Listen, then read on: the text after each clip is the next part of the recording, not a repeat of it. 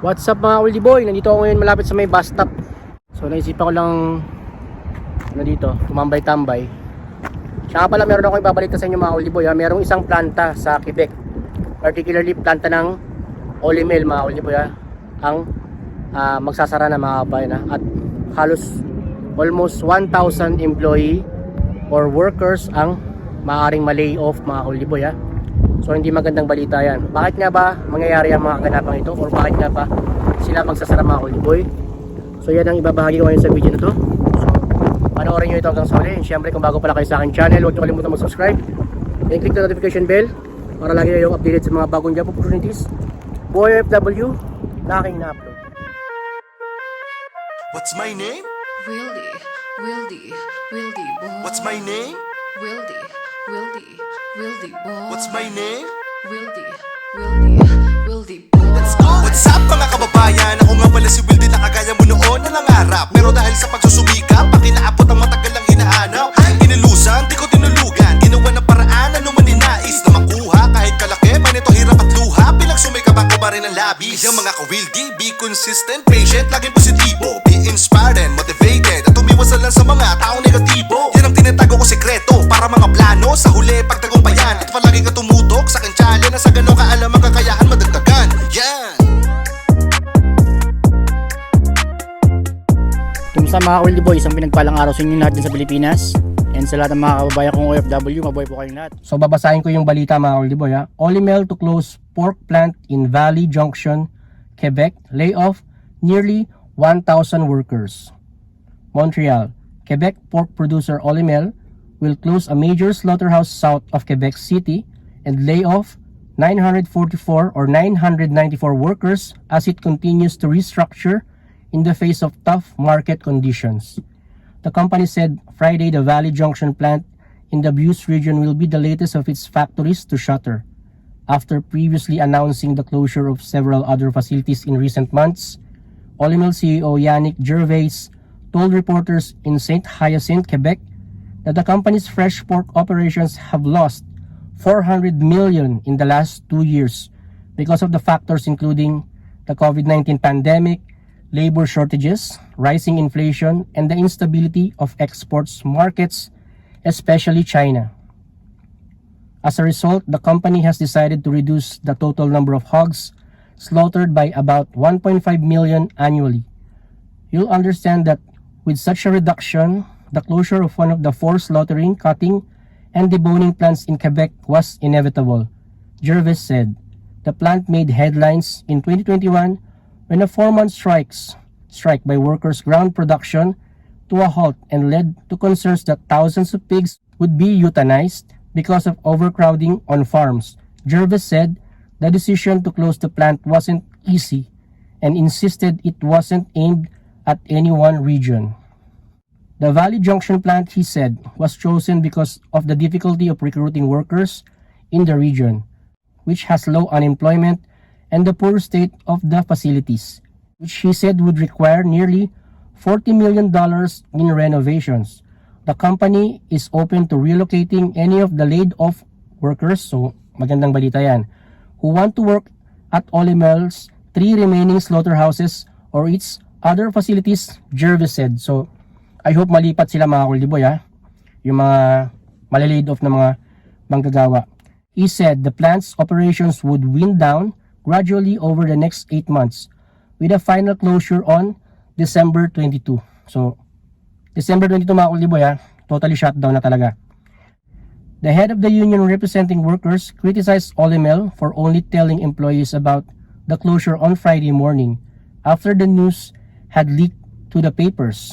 It's just like Olymel for us to learn of the closure of the plant from the media before they confirm it to us, Martin Morris said.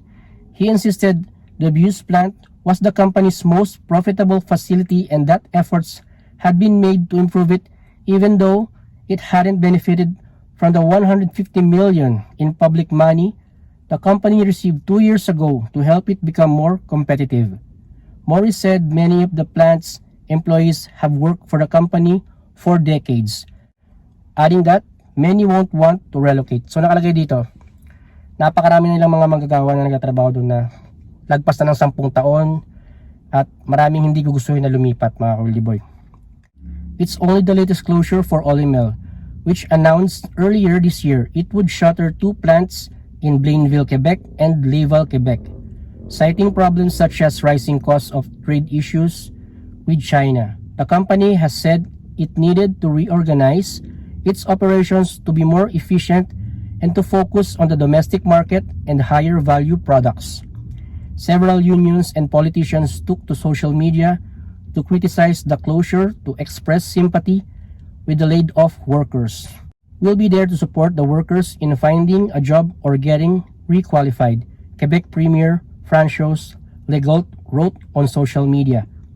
Agriculture Minister Andre Lamontagne, ayop nabasa ko ng tama mga ka-Wildy Boy, for his part, acknowledged the difficult context faced by pork producers and promised that work was underway to ensure the sustainability of the sector. The president of a major farmers group, Union des Producteurs Agricoles, said the closure is a major blow to the province's pork producers, who it said are among the most successful in the world. Today's announcement is the opposite of the efforts, investments and sacrifices of breeders. They deserve better, period, said UPA President Martin Caron, who called for the provincial government to carry out a neutral and independent look at the problems plaguing the industry. Quebec is the biggest pork producer in Canada, with 31% of the country's inventory as of 2021, according to Agriculture and Agri-Food Canada. So, mga ka-Wildy Boy, ang mga sabi ko lamang dito, sana sa mga malilidop na mga manggagawa ng Olymel dyan sa Quebec ay kung hindi man sila papayag na ma-relocate sila sa ibang mga meat plant ng Olymel, ay sana makahanap din sila ng mga manlilipatan nilang trabaho na malapit sa kanilang mga locations. So yun lamang mga ka-Wildy Boy. May mga pangyayari talaga na hindi inaasahan tulad ng mga pagsasarado ng planta, mga pag-laid off ng mga manggagawa. Well, may mga bagay talaga tayo na hindi natin kayang i-control. So, ganun lamang. As much as possible, magkaroon tayo ng solusyon dyan. Bago tayo mawalan ng trabaho, meron na tayo malilipatan agad. And para hindi tayo mawalan ng, alam nyo na, mga pambayad sa mga expenses. Alam nyo naman, dito sa bansa Canada, ay kumikita ka ng dollar din ang expenses mo. So, ganun dito mga ka-Wildy Boy. Napakahalaga ng trabaho dito dahil talagang maaari kang umabot sa pagiging homeless dito kapag nawalan ka ng hanap buhay, maging broke. Mahirap na danasin yan mga ka-Wildy Boy. So yun, sa mga nangangarap makapagtrabaho dito sa bansa Canada, even though makakarinig tayo ng mga ganitong balita, well, hindi yan hadlang para ituloy ninyo ang inyong pangarap. Okay? Basta consistent lang kayo sa pagtupad ng inyong pangarap. Sa mga may mga pending applications, magtiwala kayo sa proseso. Kung kayo ay bound to Canada at naiinip kayo, guys, kinakailangan nyo lamang maging patient as always. Kayo mag-resign until hindi pa kayo madi-deploy. Yan ang payo ko sa inyo noon pa mga ka-Wildy Boy. So sa lahat ng mga nakaproseso, trust the process, at sa lahat ng mga nagsisimula pa lang, ituloy nyo lamang ang pag-gain experience at pag-provide ng mga documents along the way. Review if kinakailangan ng IELTS, nang sa ganun pagdating ng time na kayo ay mag-exam na, kayo ay prepared. So yun, video presentation, skills, kinakailangan meron na kayong baon yan. Pagdating na ng trade test, of course, employer's interview, kayang-kaya nyong sumagot sa mga tanong ng employers. So yun mga ka-Wildy Boy, watch my videos. Kung meron kayong mga concerns, search nyo lamang dyan sa ating sa aking mga contents. Maaari kayong makakuha ng mga tips, ideas, and especially guys, knowledge, lalong-lalo na kung usapang butcher. So yun, I hope nagustuhan nyo ang video na to. Siyempre, don't forget to give a thumbs up. And kung bago ka pa lang sa aking channel, huwag mo kalimutan mag-subscribe and click the notification bell para lagi kayong updated sa mga bagong job opportunities, buhay OFW na aking na-upload. Keep safe always mga ka-Wildy Boy. Consistency, patience, and have a positive mindset. Sabayan nyo na ng diligence. See you in my next video. Bye bye mga ka-Wildy Boy.